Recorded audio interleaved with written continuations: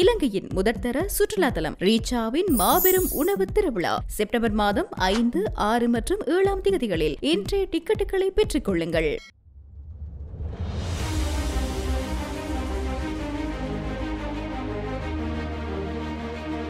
அரச சொத்துக்களை துஷ்பிரயோகம் செய்திருக்கின்றார்.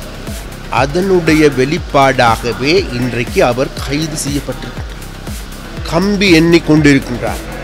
அந்த கம்பி எண்ணுவதற்கான காரணம் வேறதுமல்ல, இது நாள் வரைக்கும் இந்த நாட்டில் நினைத்து கொண்டிருந்தார்கள். இந்த நாட்டில் அரசியல்வாதிகள் என்பது உயரத்தில் இருக்கின்றவர்கள், மேற்று குடிகள், அவர்களிடையே நெருங்க முடியாது, அவர்களுடைய அசைய முடியாது.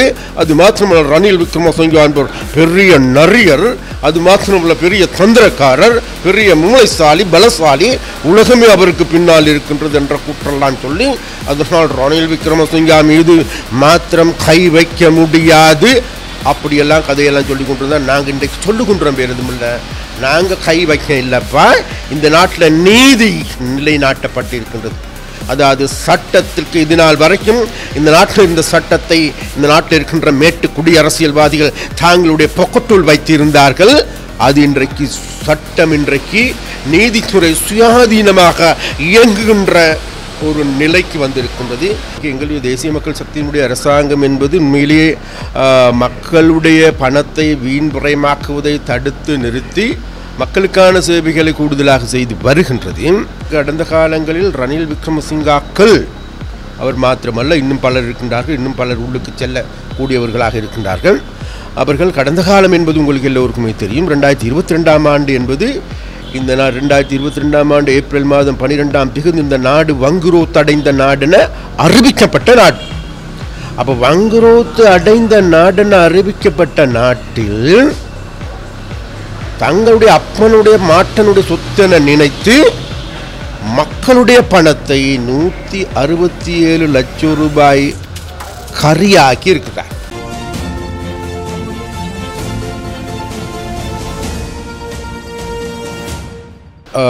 ரணில் விக்ரமசிங்கே அவர்கள் நேற்று கைது செய்யப்பட்டிருக்கின்றார். இந்த கைது தொடர்பாக இன்றைக்கு பலரும் பலவிதமான கருத்துக்களை சொல்லி வருகின்றார்கள். அந்த கருத்துக்களின் போது வேறு எதுவுமல்ல, இன்றைக்கி எங்களுடைய தேசிய மக்கள் சக்தியினுடைய அரசாங்கம் என்பது உண்மையிலேயே மக்களுடைய பணத்தை வீண்புறமாக்குவதை தடுத்து நிறுத்தி மக்களுக்கான சேவைகளை கூடுதலாக செய்து வருகின்றது.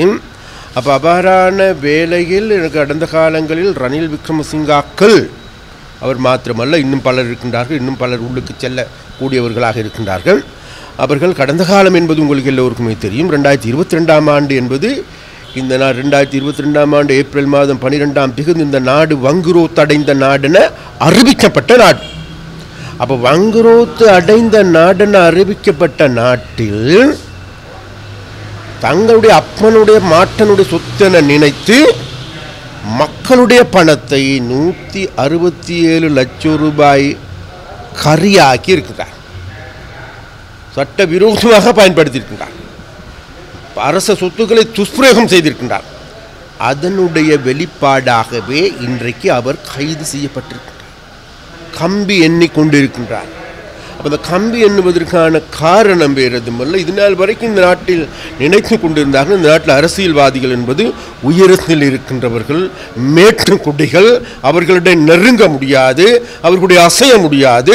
அது மாத்திரமல்ல, ரணில் விக்ரமசிங்கே என்பவர் பெரிய நரியர், அது மாத்திரமல்ல பெரிய தந்திரக்காரர், பெரிய மூளைசாலி, பலசாலி, உலகமே அவருக்கு பின்னால் இருக்கின்றது என்ற குற்றெல்லாம் சொல்லி, அதனால் ரணில் விக்ரமசிங்கே மீது மாத்திரம் கை வைக்க முடியாது அப்படியெல்லாம் கதையெல்லாம் சொல்லி கொண்டிருந்தோம். நாங்கள் இன்றைக்கு சொல்லுகின்றோம் வேறு எதுவும் இல்லை, நாங்கள் கை வைக்க இல்லைப்பா.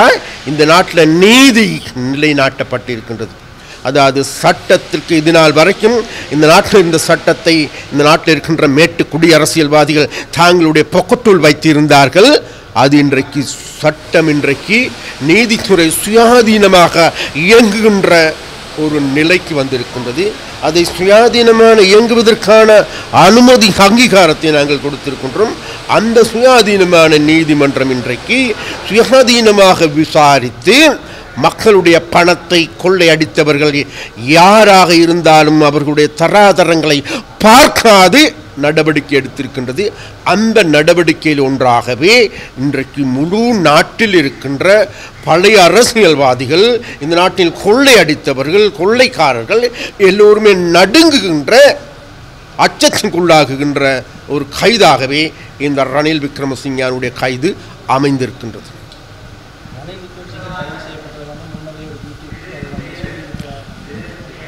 அந்த யூடியூப்காரர்கிட்ட தான் கேட்கணும், அவர் என்ன சொன்னார், இப்படி சொன்னார், ஏன் சொன்னார், எதற்கு சொன்னார், அல்லது அவருக்கு என்ன நினச்சி சொன்னாருங்கிறது. இப்போ அது சம்பந்தமாக நாங்கள் ஒன்று சொல்கிறோம். என்னன்னு கேட்டேன், அந்த யூடியூப்காரன் சொல்லியிருந்தாரா 14 நாட்களுக்கு உள்ளுக்கு போட போகிறோம். ஆனால் போட்டிருக்குது 4 நாளைக்கு தானே போட்டிருக்குது இன்றைக்கு.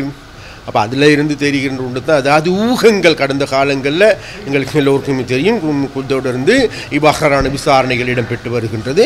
விசாரணைகள் இடம்பெறுகின்ற பொழுது அந்த விசாரணைகள் ஊடகவியலாளர்களுக்கு தெரிய வருகின்ற தவிர்க்க முடியாது.